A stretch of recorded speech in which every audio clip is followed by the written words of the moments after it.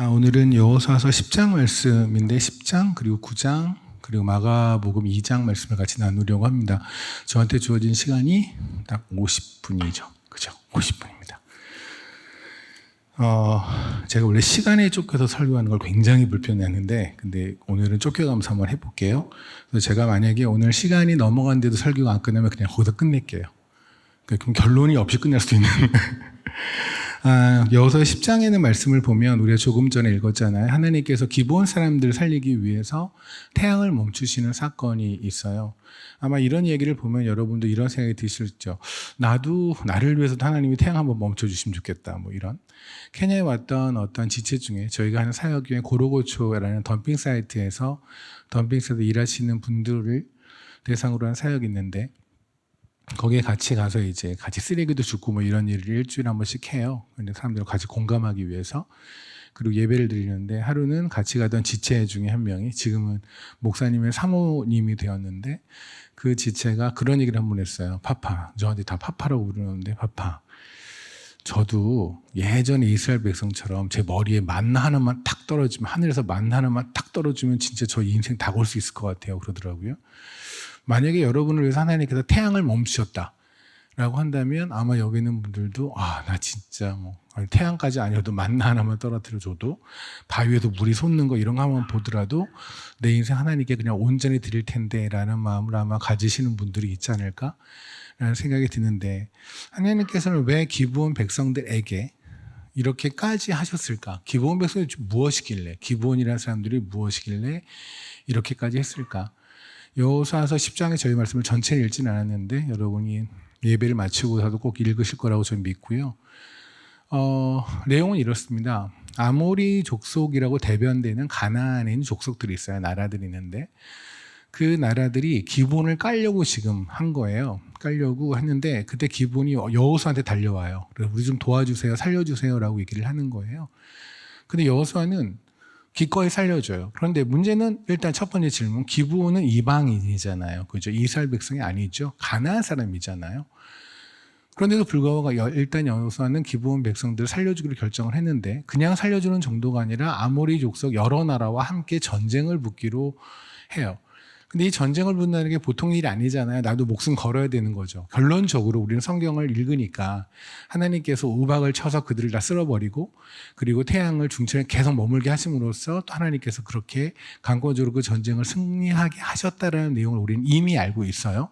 그렇기 때문에 영화 보듯이 결론에 어차피 슈퍼맨이 이기니까 원더우먼은 어차피 이기니까 별로 긴장하지 않고 보는 것처럼 볼 수 있으나 당시의 여호수아 입장에서는 자기 백성들 혼자 붙는 게 아니잖아요. 이스라엘 백성들 가자고 그러는데 그들한테도 명분이라는 게 있어야 하죠. 전쟁을 해야 되는데 이스라엘 백성들이 만약에 몇십만 명이든 몇만 명이든 몇십만 명의 군사를 데리고 가서 전쟁하자면 이들이 자기의 목숨을 걸고 자기의 가정을 등지고 자기 사업 모든 걸 다 등지고 가서 전쟁을 할 만큼 명분이 있어야 하는데 그 명분이 고작 기브온 사람들, 우리나라 백성도 아닌 예를 들면 이런 거잖아요. 한국 갑자기 대한민국에서 오늘 전쟁을 한다. 여러분들 착출해가지고 징집해서 전쟁을 한다.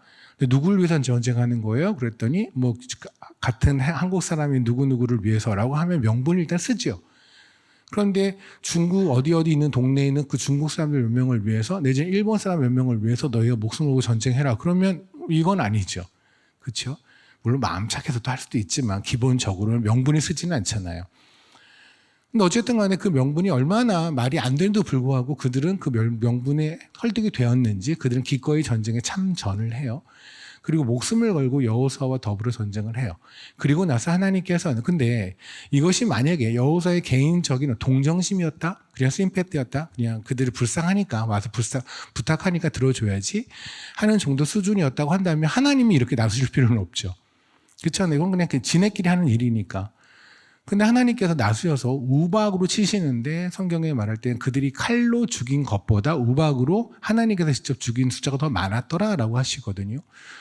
그리고 나서 태양까지 멈추신 거예요. 근데 사실 이게 태양을 멈췄다는 게 보통 사건이 아니거든요. 이거는 세상에 있는 자연계를 하나님이 멈췄다는 얘기예요. 이거는 그냥 우리가 생각하는 태양 잠깐 멈췄다 이런 것이 아니라 만약에 태양하고 달하고 지구와의 인력관계 이런 과학 시간에 배운 걸 기본적인 것만 좀 적용을 하더라도 이건 어마무시한 사건이 일어난 거거든요. 하나님께서는 그 정도까지 다 감안하시면서 기브온 사람을 지금 살리셨다는 거예요. 이게 과연 무엇일까? 무엇이 하나님께서 그리고 여호수아가 이렇게 하도록 만들었을까라는 것이 오늘 나누고 싶은 거고, 이 나눔을 통해서 여러분들이 하나 기억하셨으면 좋겠는 것은 무엇이냐면 이거예요. 모르겠습니다. 오늘 예배 찬양할 때 너무너무 기쁜 모습으로 찬양하는 모습이 저도 더욱더 기뻤고 하나님도 정말 기뻐 받으실 거라고 생각했는데 과연 우리는 예배에 오는 순간에 어떤 마음을 갖냐는 거예요. 뭔가를 얻기 위해서 내지는 뭔가 자기 개발을 하기 위해서 나의 자존심을 올리기 위해서 자존감 올리기 위해서 이렇게 해서 이 자리에 오셨다면 여러분은 잘못 둔 곳에 오신 거예요. 여긴 그런 자리가 아니거든요. 내일서부터 특별 새벽 기도가 있다고 들었는데 기도의 자리라는 것은 여러분의 뜻을 관철시키는 자리가 아니에요. 여러분의 뜻이 좌절되는 자리예요. 우리가 가지고 있는 대부분의 생각은 틀려요. 아시겠지만. 우리는 다 틀려요. 우리는 모든 생각을 해도 나만을 위해서 살거든요. 여러분이 가지고 있는 모든 계획에서 하나님을 집어넣었지만 양념처럼 집어넣었지만 대체로 여러분은 여러분의 인생을 꿈꿔요. 그냥 내가 가진 재능에 따라서 나의 미래를 설계했고 내가 가지고 있는 비전에 따라서 나의 계획을 만들었고 그렇지 않나요? 거기에 하나님에게 그냥 SOS를 친 거죠. 하나님 도와주세요 라고 한 거예요. 여러분의 대부분의 뜻은 틀려요. 얼마나 틀리냐면 모세가 40년 동안 왕자로서 있으면서 자기가 가졌던 수많은 비전들이 있겠죠. 그죠? 자기 대권 후보잖아요. 그런데 하나님께서는 그의 모든 뜻을 다 좌절시키시고 결국은 광야로 빼서 40년 동안 목동시키시죠. 그럼 목동으로 40년 있었으니까 또 자기 뜻이 있겠죠. 그렇잖아요. 나도 여기서 그럼 양 키우고 소 키우고 그래서 거부가 돼야지. 라고 기타 등등등. 근데 하나님께서는 다시 또 애굽에 집어넣으시죠. 바로하고 1대1로 맞짱가면서 그 순간이 얼마나 힘들었을까요? 살떨렸을까요? 그것도 10가지 재앙을 계속해서 말해야 되는 순간에. 아마도 하나님께서 모세에게 원했던 거, 그리고 모세가 하나님께 보여줬던 모습이 바로 그럴 거예요. 나의 뜻은 있으나 나는 좌절될 각오가 되어 있습니다. 준비가 되어 있습니다. 특별 새벽 기도회 동안 여러분이 쌓았던 수많은 여러분의 계획들, 여러분의 비전들, 여러분의 무엇이 다 좌절되고 오로지 하나님의 것만 임했으면 좋겠는데 그것이 예배 시간이에요. 이 말씀의 시간에서는 나도 모르게 잘했던 나라는 암덩어리가 있거든요. 나의 계획이라는 나의 자존심이라고 하는 체면이라고 하는 이 암덩어리를 하나님께서 말씀으로 다 자르실 거예요. 그래서 사실은 예배 자리에 오는 시간은 굉장히 두려운 시간이에요. 먼저는 내가 하나님께 예배드릴 수 없는 존재에도 불구하고 하나님께서 예배를 받으심에 대해서 그 경외함과 그 두려움이 있겠지만 또 하나는 뭐냐면 또 하나님은 오늘 나를 어떻게 난도질 하실까에 대한 두려움이 또한 있어야 하겠죠. 그러니까 예배를 마치고 여러분이 집으로 가는 시간에 그리고 집에 가서 하나님께서 잘라내신 곳에 대한 그 환부에 대해서 고통이 없다면 여러분은 예배 자리에 있었던 게 아니에요. 그냥 어느 문화센터에 있었던 거예요. 담배 연기가 없고 술을 마시지 않는 사람들끼리 모여서 건전한 문화잔치를 한 거예요. 아까 기도에도 말씀을 드렸지만 어저께 참 슬픈 일이 있었다고 들었는데요. 그런데 교회 안에서도 여러분 혹시 할로윈 잔치하고 있지 않나요? 수많은 가면을 쓰고. 그죠? 여기서 하나님께서 여러분의 민낯을 드러내시면 그 민낯을 하나님 앞에 나가는 거예요. 근데 사람들한테 속여져 있는 나를 가지고 계속 여기서 머물다가 예배 시간 마칠 때까지 그냥 그것이 한 번도 들키지 않고 하나님까지도 속이고 그리고 예배장에 갔다 그러면 여러분 할로윈 잔치 오신 거예요. 그냥 가면 쓰고 내가 원하는 모습으로 그냥 가면 쓰고 그리고 여기 자리에 있었던 거죠. 혹시 여러분들이 그러한 자리가 이 예배 자리를 그렇게 이상하게 활용하지 않으면 참 좋겠다는 생각이 일단 듭니다. 어쨌든 그럼 오늘의 이 기본의 말씀을 통해서 하나님께서 우리의 무엇을 잘라내려고 하는 걸까? 그것은 제가 여러분에게 충고를 하거나 조언할 만한 자격도 없고 그리고 또 여러분에게만 하는 얘기가 아니라 저도 이 말씀을 준비하면서 그리고 그 말씀을 전한 지금 이 순간에도 별로 자유롭지 않기 때문에 같이 한번 하나님의 말씀 앞에 서보자는 얘기입니다. 먼저 이 이야기가 알려면 우리 여호수아서 9장을 알아야 되는데 제가 빨리 정리를 해드릴게요. 시간 관계상. 저희가 만약에 한 1시간 반 정도가 있으면 말씀 다 볼 텐데 그렇지 않으니까 혹시 다음에 우리가 또 만날 기회가 있다면 그러면 모르죠. 그죠? 잘 안 부르더라고요. 저를 한 번까지는 불러요. 누군지 모르고. 그러다가 그다음부터는 안 되겠다라는 생각을 많이 하시는 것 같더라고요. 그래서 제가 하나님을 38살에 만났어요. 제가 지금 54살인데 39살에 만났군요. 저 입시학원 원장이었거든요. 그러니까 하나님이 교회 1년도 한 번도 발 안에 발을 들어본 적도 없는 사람이 갑자기 교회에 가서 1년 만에 케냐 선교사로 간 사람이에요. 그래서 제가 교회 조직의 쓴맛을 몰라요. 그러다 보니까 어떤 일이 벌어진지 알겠죠, 제 삶에. 아무튼 그렇습니다. 그렇지만 시간은 맞추겠습니다. 여호사서 9장을 보면은 얘가 이제 빨리 정리해 드릴게요. 이런 내용입니다. 기본인 사람들이 있는데 이제 지금 현재 이스라엘 백성들은 굉장히 승승장구하고 들어간 거예요. 여리고성을 무너뜨렸죠. 뭐 지네가 무너뜨린 건 아니죠. 그죠? 그냥 하나님 하라는데 뺑뺑뺑뺑 돌다 으악 했더니 성 무너졌잖아요. 그래서 아이성할 때는 물론 좀 아간같이 좀 이상한 친구 하나 있긴 있었지만 어쨌든 하나님이 또 물리치셨죠. 그러니까 지금 현재 가나 안에서는 그들이 가장 자랑하는 요새들이 두 개가 포레스트, 완전히 단단한 요새 두 개가 완전 무너진 거예요. 그 이후로도 계속 승승장구하고 오니까 당연히 아모리 족속을 비롯한 그 여러 나라들이 다 두려운 건 사실이겠죠. 그런데 그럴 때 반응은 크게 두 가지일 거예요. 항복하자 아니면 맞짱 까자. 그죠? 근데 남자면 맞짱이죠. 뭐 그죠? 아무리 죽으면 죽어. 그러니까 본인들도 한 나라의 왕이잖아요. 한 나라의 군사들이잖아요. 그런데 어떻게 백성들한테 대해서 우리 무릎 꿇자 이렇게 말을 어떻게 해요? 저 같아도 그럴 것 같아요. 죽더라도 그냥 맞짱 까자. 그러니까 맞짱 까자는 부류가 있고 항복하자는 부류가 있는데 대체적인 개인적으로는 항복하고 싶지만 국가적으로 보면은 이걸 항복하기 좀 그런 거 분위기가 그렇겠죠. 그래서 대부분 모든 나라들은 그냥 맞짱을 까자라는 분위기에 갔어요. 그때 기브온이라는 사람들도 거기에 이제 있는 족속들인데 그 기브온 사람들은 도저히 안 되겠다 싶었던 것 같아요. 그래서 여호사한테 오는데 사실 여호사가 진을 치고 있는 동네에서 기브온이 있는 곳은 멀지가 않아요.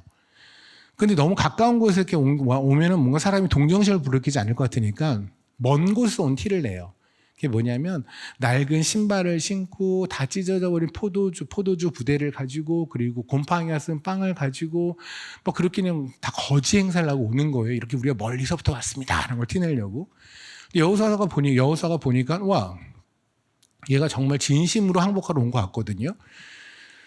그냥 오케이 그럼 니네가 항복을 받아줄게. 그래서 니네를 우리나라에 편입시켜줄게 라고 한 거예요. 그래서 나중에 보면 여러분 알다시피 그 베냐민 지파 있잖아요. 그 베냐민 지파에 편입이 돼요. 그 기브온이. 그러니까 이스라엘 백성이 된 거죠. 그럼 뭐 우리 한국 사람도 미국 국적을 가지고 가진 것처럼 그렇게 된 거예요.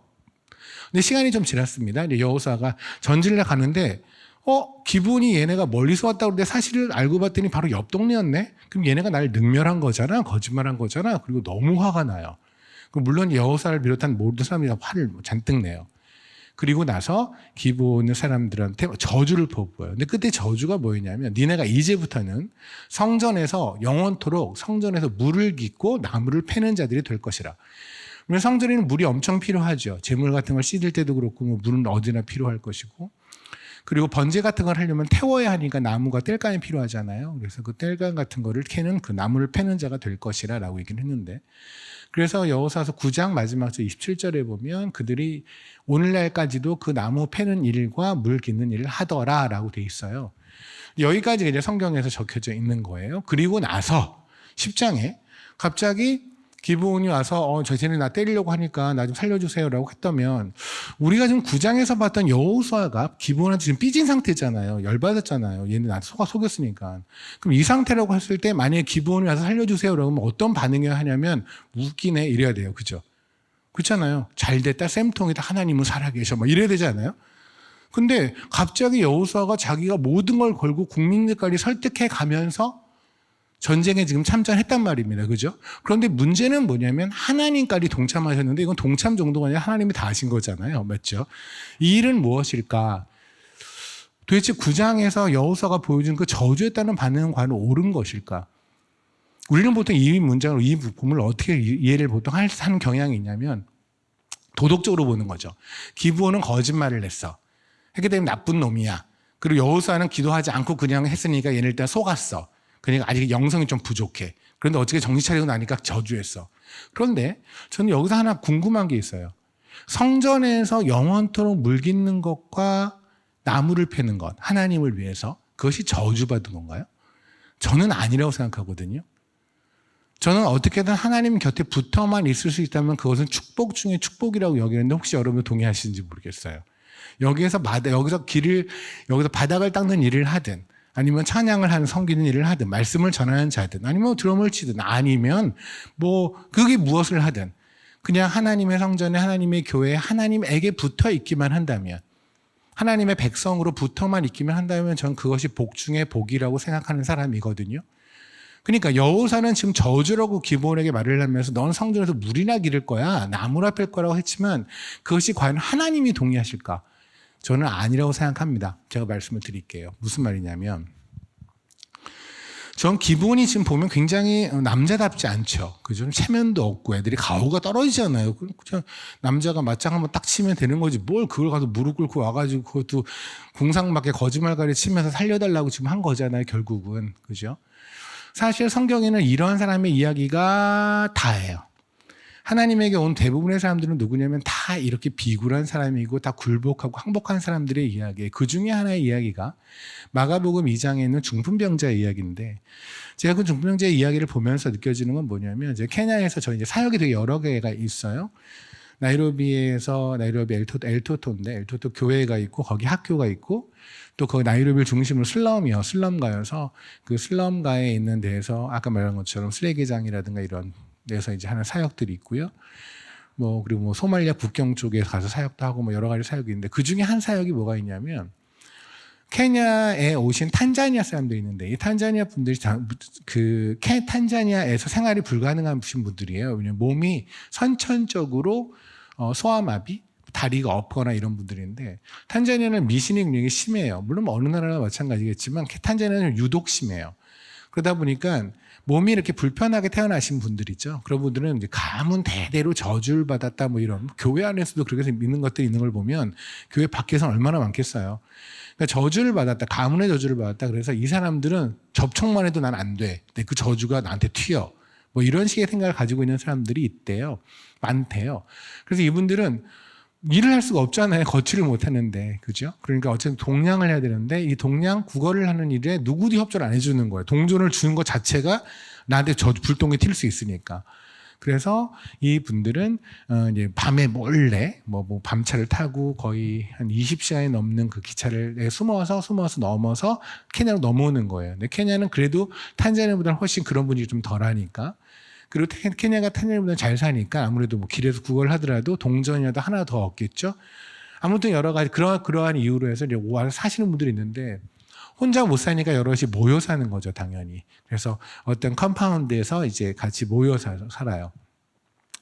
저희가 몇 년 전, 8년 전에 그분들을 길에서 처음으로 만났으니까, 그분들이 이제 저희한테 동량 구걸을 하고 있는 상태에서 만나서, 당연히 하나님께서 저희를 누구를 만나게 하는 이유는 예배드리라는 거였겠죠.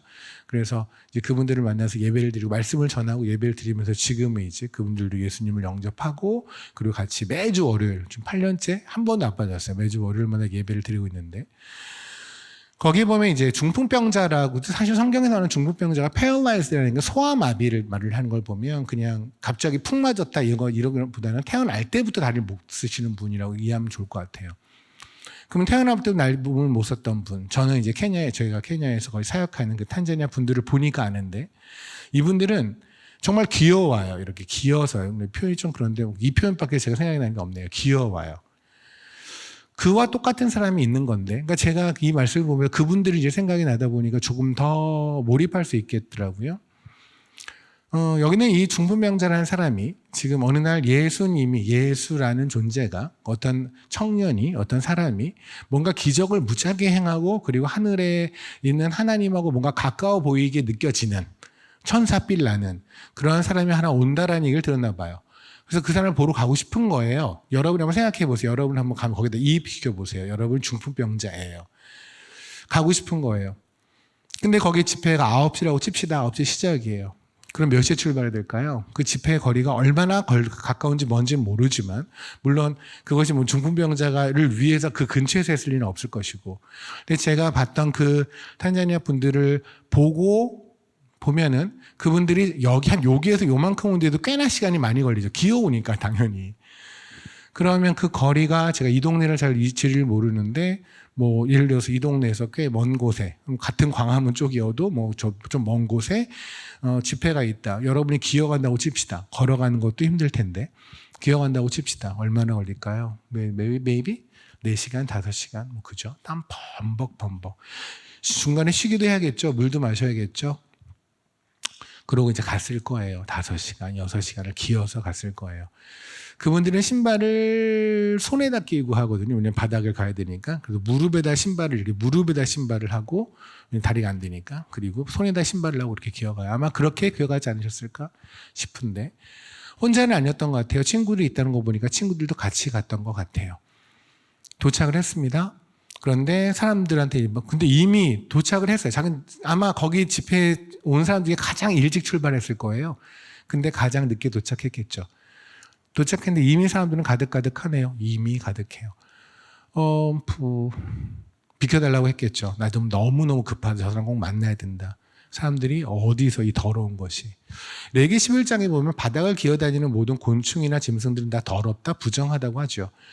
마찬가지로 지금도 여러분도 그럴 거예요. 뭔가 장애가 있으신 분들 보면 약간 좀 이렇게 움츠러 가는 사람들이 있거든요. 그렇잖아요. 그런 것처럼 사람들이 일단 나랑 다르게 생겼다는 이유 하나 때문에 그들은 부정하다고 생각을 해요. 맞죠? 나랑 다르다는 이유 때문에 부정하다고 생각을 하거든요. 그냥 당시에는 더욱더 그런 부정에 대한 개념이 워낙 판을 치고 있었을 테니 그러니까 그들 입장에서는 이 중풍병자는 더러운 인간이죠. 근데 성경의 원리를 보면 부정한 자가 정한 자를 맞으면 정한 자가 부정해져요. 사람이 똥 맞는다고 생각하면 돼요. 이런 표현 편하죠, 이야기가. 사람이 똥을 맞으면 똥이 깨끗해지는 게 아니라 사람이 더러워지는 거잖아요. 똑같아요. 내가 정한 걸, 부정한 걸 맞으면 내가 부정해져요.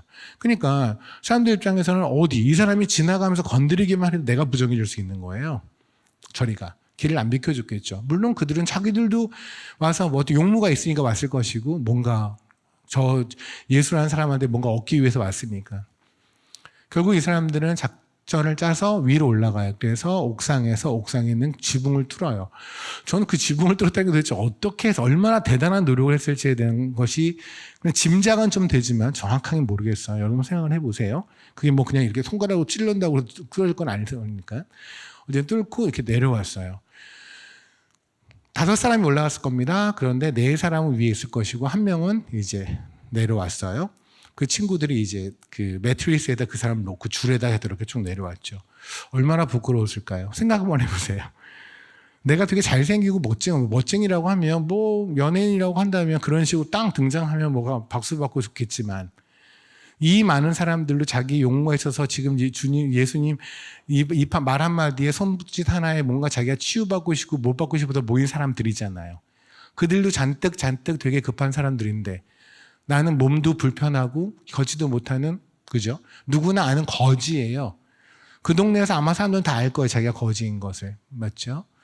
그 사람이 지금 매트리스 앞에서 온 거예요. 그럼 이 사람한테 어떤 욕을 처먹을까요? 야 뭐야 서부터 시작해서 더불어 주님은 또 얼마나 놀랄까요? 얘는 또 뭐야 이럴 수도 있잖아요. 그죠?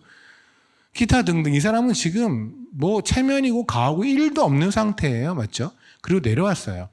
우리는 여기서 무슨 상상을 하냐면 그러면 이 사람이 여기까지 온 이유가 뭐라고 생각해요? 걷고 싶어서. 맞죠? 맞잖아요. 근데 성경의 마태복음 2장 1 보면 주님이 그를 딱 보세요. 보시고 나서 뭐라고 하시냐면 일어나 걸어라 안 그러세요. 네가 오늘 너의 죄사함을 받았다. 네가 구원을 받았다고 하세요. 번지수가 틀리죠. 무슨 말이냐면 여러분이 지금 뭔가 되게 급해요. 엄마한테 1,000원을 받기 위해서 갔는데 엄마가 내가 너 사랑해 그러면 이게 중요한 게 아니에요. 엄마가 갑자기 오더니 자식 나 사랑해. 알아. 나는 그게 1,000원 때문에 온 거지 사랑해 때문에 온 건 아니잖아요. 그러니까 지금 이분이 온 게 이유가 우리 생각에는 뭐였냐면 걷고 싶어서 왔다고 생각했거든요. 근데 주님께서는 이상한 번지수로 얘기를 해요. 너의 죄가 사하였대요. 그럼 주님께서 지금 뭔가 사람의 마음을 잘못 알았을 거다. 그랬을 때 뭐 실수할 수 있지 않을까? 근데 그렇게 하면 주님은 하나님이잖아요. 하나님은 실수할 수가 없잖아요. 뭘까? 그 다음 구절에 보면 바로 답이 나오는데 주님께서 너의 죄가 사하였다라고 하니까 거기는 서기관들 몇 명이 여기 앉아있는 애들이 속으로 성경에 속으로 말하지 않고 저거는 블라스피미라는 거예요. 신성모독이라는 거예요. 아니 지가 뭔데 죄를 사해? 라고 하는 거죠. 다시 말하면 서기관 입장에서는 주님은 주님이 아닌 거죠. 여기는 이 사람은 그냥 어떤 능력이 좀 있는 청년 정도인데 네가 아무리 능력이 있을지라도 네가 하나님은 아니잖아. 네가 하나님만이 죄를 사할 수 있는데 네가 어떻게 감히 죄를 산다는 얘기를 할 수가 있어? 라고 좀 생각하는 거죠. 그들이 생각을 했다고요. 근데 생각을 했는데 주님께서 그 생각을 아세요. 읽으세요. 그래서 뭐라고 하셨냐면 오케이. 너희는 내가 지금 죄 사할 수 있는 능력이 없다고 생각하는 거잖아. 왜? 내가 하나님이 아니니까 니네 생각엔. 그럼 내가 하나님인 걸 어떻게 보여주면 되겠냐? 그러니까 니네 수준에선 사실은 구원보다 더 중요한 게 뭐냐면 일어나 걷는 거야. 사실 우리 교회에 있는 사람들이 그래요. 구원보다 더 중요한 게 뭔지 아세요? 돈이 많아지는 거예요. 하나님이 우리를 구원했다라는 거에서 큰 은혜를 못 느껴요. 근데 갑자기 내가 원하는 비전이 이루어지거나 내 꿈이 이루어지거나 내가 원하는 직장에 가거나 대학교에 가거나 이러면 하나님이 무지하게 감사해지기 시작해요. 아픈 병이 고쳐지면 그때부터 하나님의 살아계심을 느껴요. 이게 인간의 수준이에요. 그러니까 하나님께서 지금 인간의 수준을 보니까 구원을 할 수 있는 건 하나님뿐이잖아요. 맞죠? 우리는 그렇다고 말을 해요. 맞아요. 그런데 우리가 실제로 보고 싶은 하나님은 하나님인 걸 인정하는 건 뭐냐면 구원의 영역이 아니에요. 우리가 그 하나님을 하나님으로 인정하는 영역은 내 삶에 필요한 걸 채워줬을 때, 내가 원하는 걸 채워줬을 때 그분이 하나님이 되어주는 거예요. 내가 하나님 시켜드릴게요. 이런 걸 성경에서 우상이라고 하거든요. 성경에서 우상을 뭐라고 정했냐면 자기 자신을 위하여 만든 것. 그러니까 하나님을 위해서 믿지 않고 여러분 자신을 위해서 하나님을 믿는다면 이 예배를 여러분의 자신을 위해서 하나님 저 쓴뿌리가 많아도 몸뿌리 요새 뿌리가 이렇게 많더라고요. 몸뿌리가 엄청 많은데 하나님 이 뿌리 좀 캐주세요 하고 이 자리에 왔다면 잘못 오신 거예요. 그럼 그거는 무슨 딴 데를 가보셔야죠. 여기는 아니에요. 그런 곳이 아니에요. 여기는 하나님을 예배하는 곳이라니까요. 하나님과 거래하는 곳이 아니라 여기는 하나님이 내가 너한테 다 줬다, 다 이루었다라는 거에 동의하는 사람이 와서 하나님을 찬양하는 곳이지 하나님이 다 이루었다는 말에 동의하지 않고 여기 와서 하나님이 아주 덜 이루신 게 있는 것 같아라고 하나님의 약점을 파고드는 인간들이 모여있는 곳이 아니라고요. 자기 자신을 위해서 하나님을 믿는 그런 믿음을 하나님은 주신 적이 없어요. 근데 어쨌든 지금 서기관들은 이제 그렇게 생각한 거고 하나님 주님께서는 그래 그럼 내가 니네 수준에 맞춰 내가 하나님을 보여줄게. 그럼 니네 수준에 맞춰 하나님 보여준 게 뭐예요? 어차피 구원의 영역은 우리는 하나님을 인정하지 않잖아요. 눈에 안 보이니까 죽어봐야 아는 거니까. 살아서 눈에 보이는 거 영역에서 하나님을 인정하는 거는 지금 그 순간에는 일어나 걷는 거예요. 이 친구가. 맞죠? 그러니까 일어나 이 친구가 걷으면 사람들이 모두 다 환호할 거. 와, 저 사람 하나님 맞아 이럴 거란 말입니다. 이해되시나요? 그때 주님이 뭐라시냐면 오케이 너 일어나 걸어라 라고 얘기를 하세요. 그들은 중풍병자가 모두 일어나 걸었다라고 얘기를 해요. 여기서 중요한 포인트는 뭐냐면 일어나 걸었다가 아니에요. 주님이 처음에 이 사람이 왔을 때 너의 죄가 사함을 받았다라고 말하는 것은 이가 가지고 있는 속마음을 읽으셨다는 거 이해되시나요? 서기관이 속으로 생각한 걸 아셨잖아요. 한 것처럼 이 매트리스 안에서 이 침대 안에 매트리스 안에서 내려온 이 사람이 이 중풍병자가 원했던 것은 여러분이 예상했던 것과는 전혀 다르게 우리가 알고 싶은 것과 우리가 하고 싶은 것과 전혀 다르게 일어나 걷는 게 아니었다고요. 죄의 사함을 받는 거였다고요. 그렇기 때문에 주님께서는 죄의 사함을 받으라. 네가 받았다고 말씀하신 거예요. 그러면 느닷없이 이 사람은 왜 죄 사함을 하나님에게 요구했을까요? 주님에게. 이런 거라고 생각하시면 어떨까요?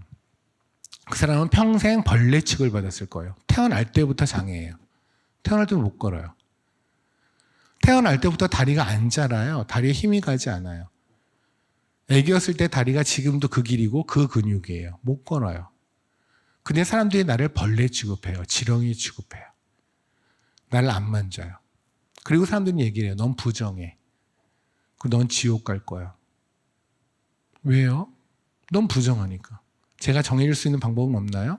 네가 정해지려면 이런 재물을 갖다 내야 돼. 성전에. 그리고 넌 이러이러한 율법을 지켜야 돼. 미시나라고 하는 613개의 너의 율법을 지켜줘야 돼. 그러면 너는 구원받을 수 있을 거야. 그럼 천국할 수 있을 거야. 그런데 문제는 그 다리로 그 몸으로 무슨 재물을 마련을 해요? 어떤 재물을 살 수 있어요? 그 사람이 어떤 능력이 있어서. 매일같이 성전에 갈 수 있을까요? 그 몸으로? 아니잖아요. 그가 할 수 있는 유일한 것은 성전 앞에서 성전에 들어가는 사람들의 따뜻한 그냥 고운 마음씨를 가진 성전에 들어가는 사람들한테 구걸을 해서 돈을 얻는 것밖에 할 수 있는 게 없어요. 그러면 이 사람은 뭐예요? 구원을 받을 길이 없는 거예요. 자기는 부정하대요, 사람들이. 맞죠? 자기는 더럽대요. 근데 나는 이 부정을 씻을 수 있는 능력이 없어요. 나는 어디로 가면 지옥 가야 돼요. 와, 억울하지 않아요? 평생 벌레 취급받다가 지렁이 취급받다가 그리고 지옥 가는데 불구덩이로 간대요. 근데 하나님과 가까운 사람이 이 동네에 왔다는 얘기를 들은 거예요. 새벽부터 일어나 기어가요. 땀이 범벅이에요. 손은 닦아져요. 친구들과 더불어 가요. 친구들하고 얘기하는 거예요. 저 사람이 혹시 우리에게 우리가 죄사함을 받는 걸 알려줄지도 몰라. 하나님과 가까운 것 같아. 그렇지 않고 그런 기적을 할 수 없잖아. 가요. 그들은 여기서 한 번 더 걷는 게 중요하지 않아요. 어차피 그렇게 40년을 살았어요. 그렇게 50년을 살았어요. 지금 나머지 인생이 몇 년일지 모르지만 그 인생 동안에 10년 동안 걷는 거, 20년 동안 걷는 게 뭐하게 의미가 있어요? 여러분이 지금 하고 싶은 모든 일이 얼마나 오래 할지 모르지만 여러분들이 여기 있는 대부분의 사람들이요, 월드컵 10번 보기 전에 다 죽어요. 월드컵을 한번 볼 때마다 여러분의 수명이 단축된다고 생각하시면 돼요. 저 같은 사람은 한 5번 볼까요? 요번에 11월에 보고 나면 4번 남았네요. 누구는 손흥민 은퇴하기 전에 죽을 거예요. 누구는 이강인 은퇴할 죽을 거예요. 아니면 누구는 이강인 은퇴할 무렵에 죽을 거예요. 이 사람들이 원하는 건 그게 아니었어요. 이 땅에서 남은 10년, 20년 동안 열심히 걸어다녀야지 그게 아니라고요. 혹시 우리 죄사함을 받으면 하늘에서 뛰어다닐 수 있지 않을까? 이 땅에서 기어다녔지만 벌레처럼 하늘에서 뛰어다니고 날아다닐 수 있지 않을까? 하나님과 더불어. 이들이 가지고 있는 소원은 더욱더 현실적이지 않아요? 이 땅에서 10년 동안, 20년 동안 걸어다니고 그것보다 영원히 날아다니고 영원히 뛰어다니고, 그죠? 와요. 죄를 사해 주시면 안 될까요? 제가 너무너무 더러운 존재고 내가 너무너무 더러운 거 알겠는데, 그런데 혹시 저를 용서해 주시면 안 될까요? 그가 그들이 가지고 있는 마음이에요. 그 마음을 안 거예요, 주님은. 매트리스 내려오자마자 주님이 그러세요. 너의 죄가 사함을 받았다. 장애인은 체면이 없습니까? 다리 못 쓰고 땅을 기어다녀야 된다면 구걸하는 사람한테는 가오도 없어요? 있죠. 그렇잖아요. 영화에서 나오는 어떤 대사처럼 우리가 돈이 없지 가오가 없어요? 우리 가오 있어요. 우리 몸에 아주 딱 항상 붙는 게 뭐냐면 이놈의 가오라는 거예요. 이놈의 체면이라는 거예요. 자존심. 맞죠? 여러분 지금 가지고 있는 것들. 여러분이 지금 현재도 누구랑 관계가 안 좋은 이유는 딱 하나예요. 자존심이에요. 여러분이 지금도 그 일을 하지 않는 이유는 딱 하나예요. 자존심이에요. 우리가 하나님에게 완전히 올인하지 못한 이유가 뭔지 아십니까? 자존심이에요. 자존심은 수많은 걸로 이루어지는데 그 중에 하나는 내가 살아왔던 나아바리, 내 영역은 이거야.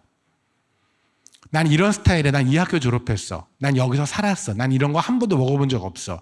난 이런 화장을 써본 적이 없어. 라고 하는 나를 그냥 단단하게 만든 껍질.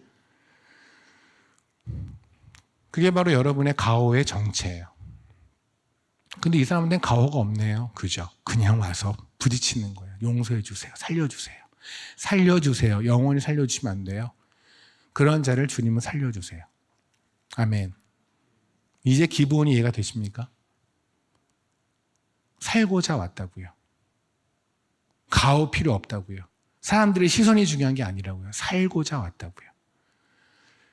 어쩌면 그들은 이렇게 고백했을 수 있어요. 그들이 가지고 있는 낡은 신발이라는 것은 주님께서 그러시죠. 하나님께서 모세에게 너 신발을 벗어라. 여기는 거룩한 땅이다라고 하시죠. 아마 여러분 이해를 못하실 거예요. 신발을 벗으라는 것과 거룩은 뭔 상관일까? 라는 생각이 들 수 있는데, 하나님께서 말씀하시는 것 중에 내가 거룩하니 너희도 거룩하라라는 말씀하시죠. 근데 사실 그 명령은 우리가 따르기가 불가능해요. 그렇잖아요.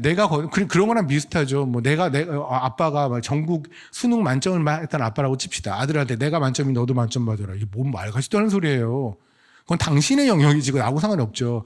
근데 이것하고도 게임도 안 되는 게 뭐냐면 내가 거룩하니 너희도 거룩하래요. 이거 하나님이 거룩해라라고 해서 거룩해질 수 있는 문제가 아니라는 거죠. 근데 뭘까요? 네가 신발 벗어. 여기는 거룩하니라. 거기서 답을 얻을 수 있을 것 같아요. 신발이라는 것은 저희가 가는 곳 중에 마살라니 같은 곳이나 뭐 소말리아 국경 쪽이나 내지는 마사이가 사는 뭐 그런 쪽은 굉장히 드라이해요. 그러니까 드라이한 곳의 특징이 뭐냐면 가시들이 되게 많거든요. 근데 거기는 신발을 안 신으면 좀 있으면 큰일 나요, 정말. 웬만한 뭐 크록스 같은 거 신고 다다가 구멍 숭숭 뚫린 그 슬리퍼 신고 갔다가는 그냥 뭐 좀 있다가 큰일 나요. 약간 가시가 이만하니까. 신발은 반드시 필요해요. 자기를 살기 위해서는. 자기 보호예요. 신발을 벗으라는 건 뭐냐면 네가 이제 하나님의 거룩한 영역 안으로 들어온다면 이제부터 네가 너를 보호했던 네가 생각하기에 너의 보호함은 사라져야 돼요. 우리 하나님 만나기 전에 우리의 보호는 스펙이었어요. 그리고 돈이었어요. 외모였어요. 그죠? 명성이었을 거예요. 그들의 평판이었을 거예요. 그죠? 근데 이제 하나님 안에 들어오면 그것은 없어지고 하나님만이 나의 보호라고요. 근데 우리는 안타깝게도 뭐냐면 교회 안에 들어와서 여전히 세상에 있는 보호를 구하는 거예요. 희한하지 않아? 이게 뭐 말 같지 않은 소리예요? 에스겔서 8장에 보면 진짜 끔찍한 얘기 하나 있는데 그게 뭐냐면 성전은 항상 동문을 통해 들어와요. 여기 동문용 합시다. 동문을 통해 들어와요. 동문을 통해 들어오면 해가 동쪽에 뜨겠죠. 이렇게. 그죠? 해를 등지고 들어와요. 들어와서 뜰을 가로질러 들어가면 성전이 있고요. 성전에서 보면 여기 보면 건물 안에 들어가면 성소가 있고 휘장 뒤로 지성소가 있어요. 근데 에스겔 3장 8장에 보면 어떠냐면 거기 있는 사람들이 모여서 태양을 보고 숭배하더라 이래요. 다시 말할게요. 동문을 통해 들어오면 태양을 못 봐요. 하나님을 보려면 성소, 지성소 쪽을 보려면 태양을 등져야 돼요. 근데 이들은 교회 안에 들어와서 성전 안에 들어와서 세상을 보고 있다고 이렇게. 이게 하나님이 뒤집어버 너무너무 화가 난 진노한 교회의 모습이에요. 교회 안에서 세상을 구하고 있는 것들. 하나님이 보호함이 아니라는 거죠. 하나님의 이름으로 예수 그리스도의 이름으로 세상을 구하고 있는 거예요. 여기 오지 마세요. 그러면 절에 가세요. 여긴 그런 곳이 아니에요. 여러분 예수님께서 우리 이렇게 막 그냥 비굴하게 온 자들 오게 만드신 그 예수님께서 어떤 일 하는지 아세요? 우리는 여전히 아까 제가 처음에 던졌던 질문하고 똑같은 하나 갖고 있어요. 태양을 한번 멈춰주면 좋겠다. 만나 하나만 떨어졌으면 좋겠다. 내 삶에서 누군가 체험하는 그런 기적 같은 거 한 번만 있으면 나 진짜 인생 올인할 것 같은데 이런 마음들 여러분 다 있잖아요. 그죠? 한번 말씀드려 볼게요. 중풍병자를 주님께서 받으시는데 교회 안에 넣는데 기브온을 이스라엘 백성으로 편입시켜 주는데 그들의 보호함이 널 여태까지 보호했던 그 신발이 너를 보호하지 못해. 이제부터 내가 너를 보호해 줄게. 신발 벗어 라고 하셨던 주님께서 하신 일이 뭔지 아십니까? 마태복음 27장에 보면 슬개탄 포도주라는 게 있는데 주님이 십자가에 달리실 때 아침 9시에 달리셔서 저녁 6시, 오후 3시에 죽으세요. 6시간 달렸는데 9시에 십자가에 못이 박히기 직전에 군병들이 예수님한테 가서 슬개탄 포도주를 제공을 해요. 근데 그거는 뭐냐면 우리가 왜 사형수들이 죽기 직전에 죽기 전날 뭐 원하는 게 뭐니 그러면 뭐 맛있는 거 이거 주세요 그럼 다 준다고 하잖아요. 그거 똑같아요. 이제 십자가에 달려 죽을 거니까 마지막으로 주는 그들의 가짜는 악어의 눈물 같은 거죠. 그냥 가짜는 자비예요. 그 당시엔 주님 말고 옆에 있는 강도들도 같이 먹여서 바뀌었잖아요. 왜 그러냐면 슬개탄 포도주, 슬개라는 게 마취 효과가 있거든요. 그럼 슬개탄 포도주라는 걸 마시면 뭐가 돼요? 마취 효과가 있는 거죠. 그러면 못을 박혔을 때 조금 덜 아프겠죠. 맞죠? 그러니까 저는 확신하는데 두 명의 그 강도는요, 그걸 벌컥벌컥 배가 터지게 먹었을 거예요. 저 같아도 그랬을 것 같아요. 그렇죠? 아니 뭐 수술할 때 마취 안 하고 할 거 아니잖아요. 똑같죠. 그런데 주님은 성경에 보면 슬개탄 포도를 조금 맛보시고 이것이 슬개탄 포도인지를 아시고 나서는 바로 뱉어버리세요. 왠지 아십니까? 주님은 마취가 되면 안 되거든요. 왜요? 주님은 다 아프셔야 돼요. 우리가 아파야 되는 걸 다 아파야 돼. 그분은 우리가 받아야 되는 진노를 다 받아야 돼. 그래야 우리의 구원이 완전해져요. 여기서 어머니가 있을지 모르는데 꼭 어머니 아니어도 여자분들 자매는 많이 알 거예요. 아이를 가졌을 때 진통제는 안 먹어요. 그렇게 엄살쟁이들이 아이를 가지면 그렇게 강한 여성이 돼요. 왜 안 먹냐고 물으면 뭐라고 그래요? 애한테 혹시 나쁜 거 할까 봐. 여러분의 구원이 기형될까 봐. 여러분이 기형아로 나올까 봐. 주님은 슬개탄 포도주를 안 드세요. 그 한 모금이라도 먹으면 우리의 구원이 완전되지 않으니까. 이렇게 이루어진 게 우리의 구원이에요. 그렇게 해서 중풍병자가 교회에 들어왔고 여러분이 교회에 들어왔다고요. 모자르죠. 근데 더 원하죠. 더 갖고 싶죠. 그래서 태양 보고 있는 거잖아요. 지금. 교회 안에서 태양을 숭배하고 있는 거잖아요. 끔찍하지 않으세요? 주님의 입장에서 본다면?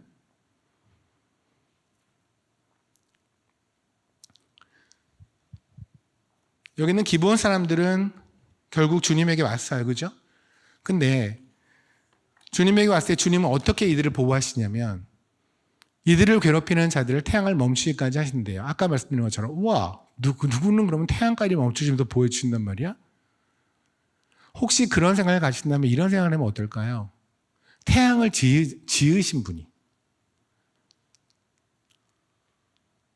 기브온한테 태양을 멈춰준 게 그리도 신기하세요? 그럼 이 생각을 한번 해보세요. 태양을 지으신 분이 십자가에 달리셨다고요. 여러분을 위해서. 이게 기적이 아니에요? 이 십자가를 보면서도 여전히 뭔가 더 기적을 원하세요? 요번에 이 시험이, 이 학교가, 이 직장이 꼭 돼야 되나?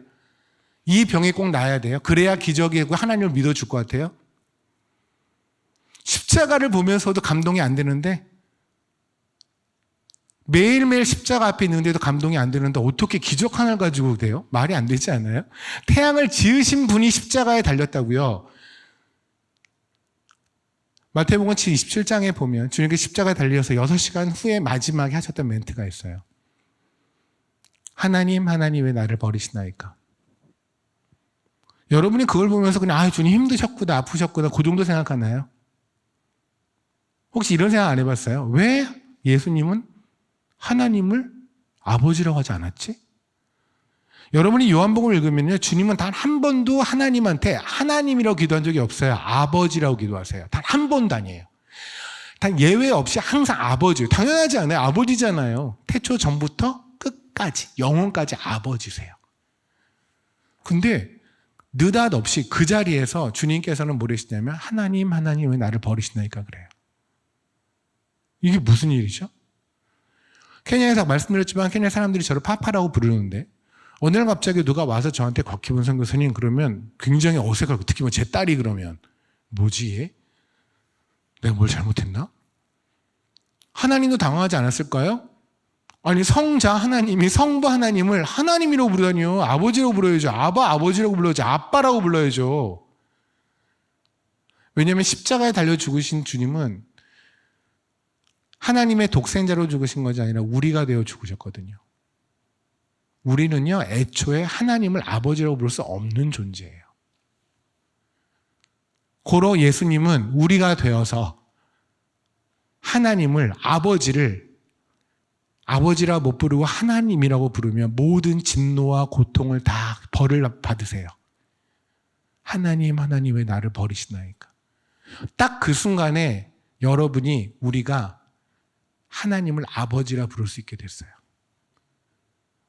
예수님이 아버지라고 부르는 걸 포기하는 순간 우리가 하나님을 아버지라 부를 수 있겠다고요.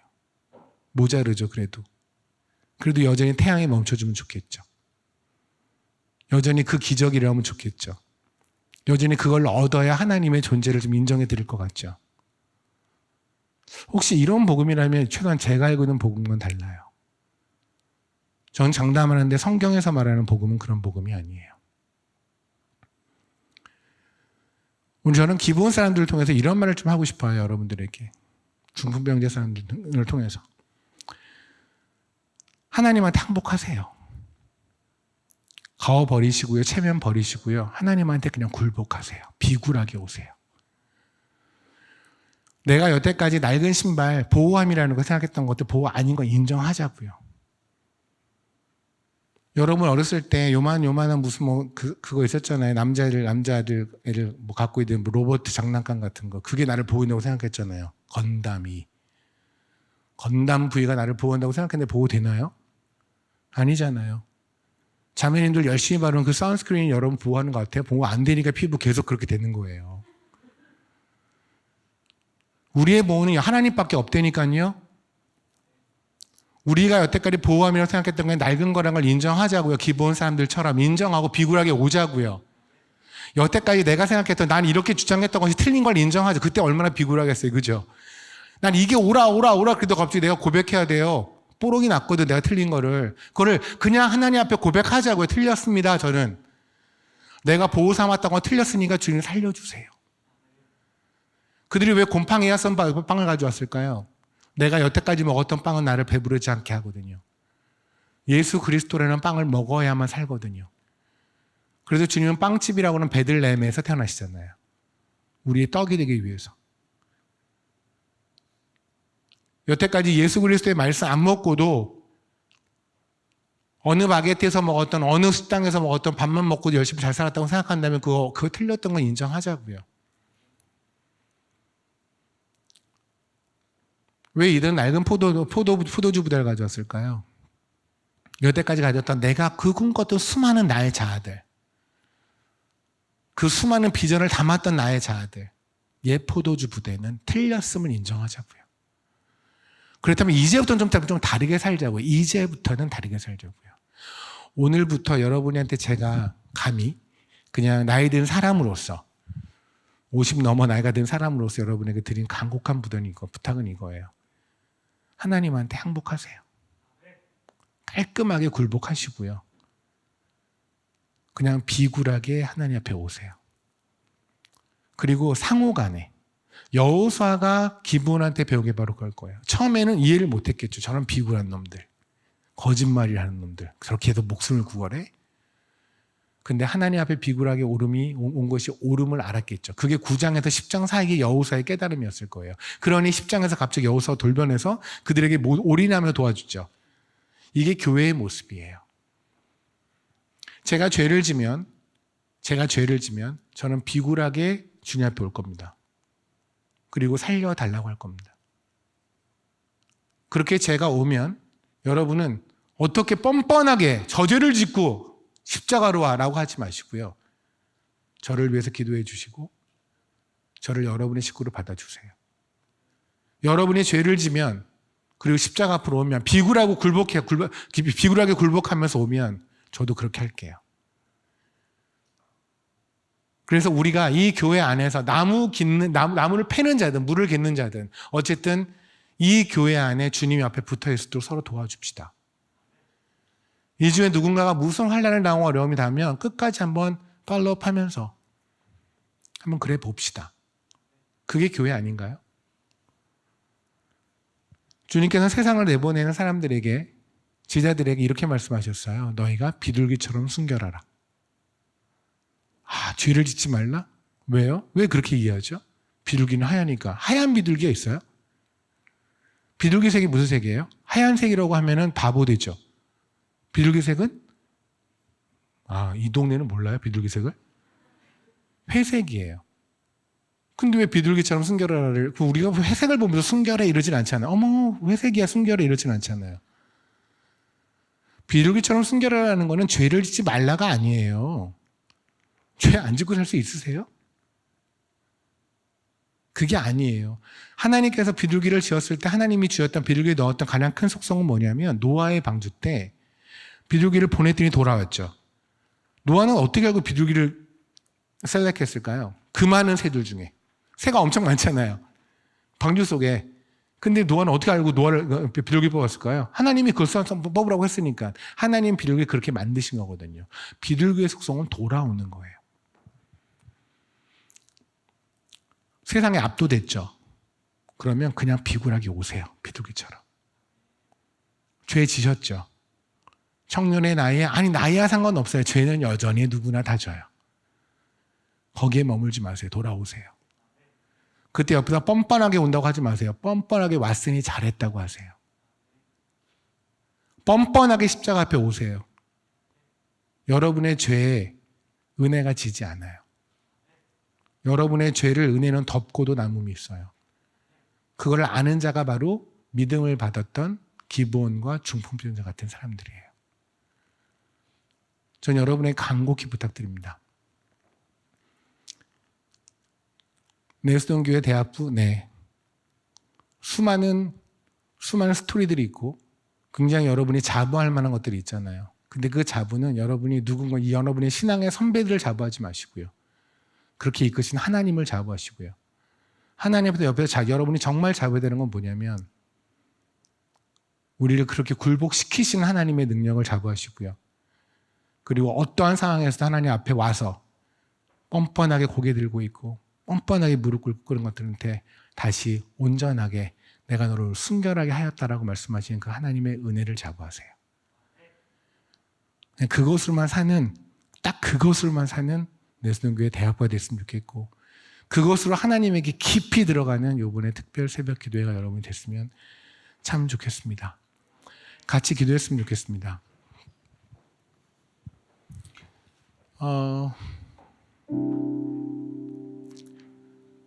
솔직히 고백합시다.